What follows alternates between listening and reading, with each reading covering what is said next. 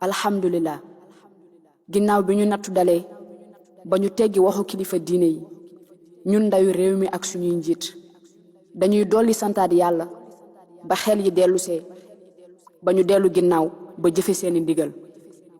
Ces derniers jours, nous avons connu un Sénégal meurtri, un Sénégal déboussolé, un Sénégal atteint par la violence, l'incertitude et la méchanceté. Tels sont les mots qui s'y rajoutent à notre dictionnaire national. Xàmmee wuñu yile xar kanam ci suñu réew dëkku diine jàmm sutura ak teranga tolluwaayu jamono warul tax ba ñuy dégg ci lu ñaaw. Une jeunesse incomprise qui se bat non pour la liberté d'un homme mais plutôt pour la délivrance de tout un peuple.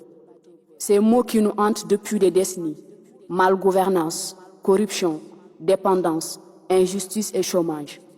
Et je me dis, quand on est le numéro 1 d'un pays, ñu wóolu la yaakaar coppite ci suñu réew ba jiital la danga war a jox nopp sa askan. Écoutez la jeunesse, car nous représentons aujourd'hui les 75% de ce pays et nous réclamons qu'un bien-être social et de meilleures conditions de vie. Jeune diplômé di chômé doon yaakaari ndey ak baay ba mu jaral ko mu jël gaal wutali bitim réew. Marchand ambulant bi nga dàq mu ëmb ay bagageam di daw di wut fu mu làqu. mool bi nga jaay géejam ba mënatul a gis jën. baykat bi bay ba ñoral te mënul jaay am dund di ko jéggaani bitim réew. bu nawet jotee école yi doon dëkkuwaay kaw lal yi doon waañ ndax taataa bu nu mënul weñ ba tax nit ñuy xuus ci ndox yi pour doxi seeni soxla. askan wu xiif sonn ba laati kaaf. bërëbu fajukaay yu amul jumtukaay suñu demee bay tàllal loxo di xaawi sutura ki tawat ngir di ko ñaanal ndimbal nga xam ni notre pays est méconnaissable.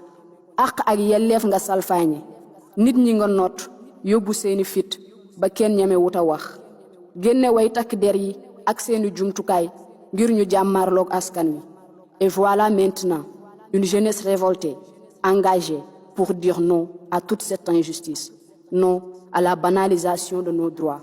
Vous les forces de l'ordre, défenseurs de la nation, di doomi réew mi jàpp leen ni saa su ngeen di jàmmarloog askan wi, vous avez en face de vous vos frères, vos sœurs, vos amis et vos enfants. donte seeni liggéey ngeen di def ñun ndawi réew mi nous sommes l'avenir de ce pays.